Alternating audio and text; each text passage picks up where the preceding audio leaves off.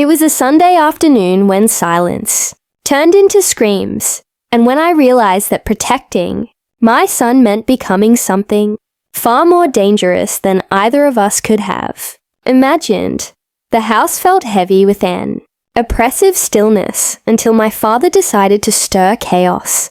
My 7-year-old son, Ethan, sat quietly in the living room, arranging his toy cars in a neat line. He whispered to himself, mimicking engine sounds, trying to carve out some joy in a place that hated happiness. Then the door slammed. My father stormed in, his belt already dangling from one hand like a weapon. His eyes narrowed the moment he saw Ethan blocking the hallway with his toys. "Get that junk off the floor. This isn't a trash house," he barked, his voice shaking the walls. Before Ethan could gather his cars, my dad's hand jerked forward, raising the belt like a whip.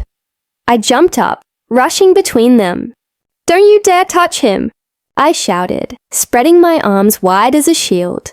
Ethan cowered behind me, clutching my jeans, his knuckles white with fear. That defiance lit a fire in my father's eyes. He didn't hesitate. The belt cracked across my back, once, twice, again, each strike sharper than the last. My shirt tore under the leather. Pain seared through me, but I bit down on my lip until I tasted blood. I wouldn't let Ethan see me fall. My mother stepped out of the kitchen, holding a plate of cake, her hair styled as if she were preparing for a night out. She leaned against the doorway, watching the scene unfold with cold indifference. "Don't ruin her mood with your crying," she sneered, taking another bite of cake. "You always act like protecting that kid makes you special. Newsflash, he's as useless as you." Ethan's sobs filled the room. He tugged on my shirt, begging me to stop taking the hits. "Mommy, please," he whimpered, his voice breaking. But I knew, if I stepped aside, those lashes would land on him. I'd rather bleed 1,000 times than watch my father carve scars into my boy. The belt came down again, harder this time. I stumbled forward, my knees hitting the floor. My father grabbed my hair, yanking me back so I had no choice but to look up at him.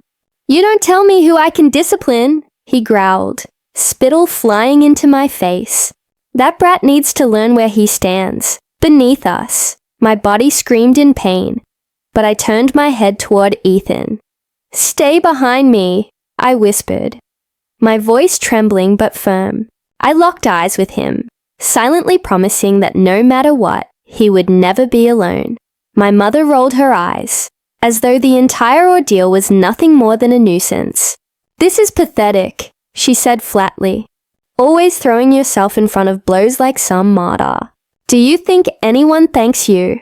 You think anyone will remember your sacrifices? All you're doing is wasting our time." For the first time in his life, Ethan shouted back at them. "Leave my mom alone."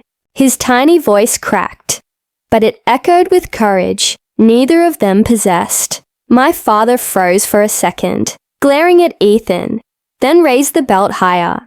That was the moment I lunged, taking the strike full across my shoulder blades. It sounded like a gunshot in the quiet room.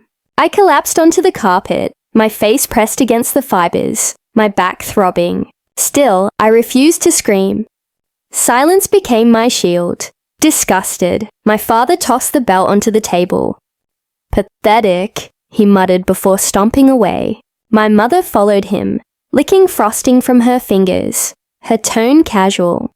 "Clean up your mess before guests arrive tonight," she called over her shoulder. "I don't want bloodstains ruining the house." The front door slammed shut, leaving me crumpled on the floor. Ethan knelt beside me, his small hands trembling as he tried to lift me. "Mommy, don't leave me," he whispered. I forced myself upright, wrapping my arms tightly around him.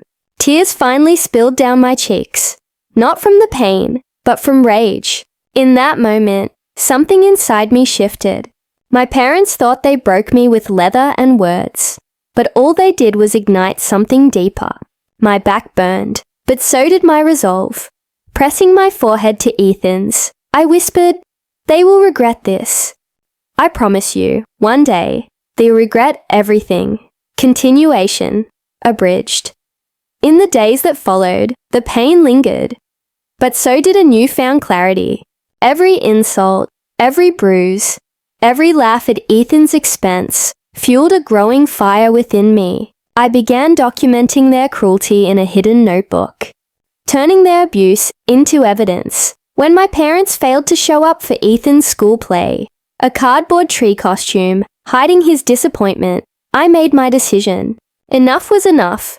Using their pride as their downfall, I exposed their lies to the very people they sought validation from. Anonymous letters, carefully placed photographs, and calculated truths unraveled their reputations. Their once glorified image crumbled, leaving them ostracized and desperate. Years later, when they came knocking, begging for forgiveness, I looked at them the way they once looked at me, with disdain, and I shut the door. Revenge hadn't come with shouting of fists. It came with silence, truth, and stripping them of the only thing they valued, their image. For the first time, Ethan and I were free.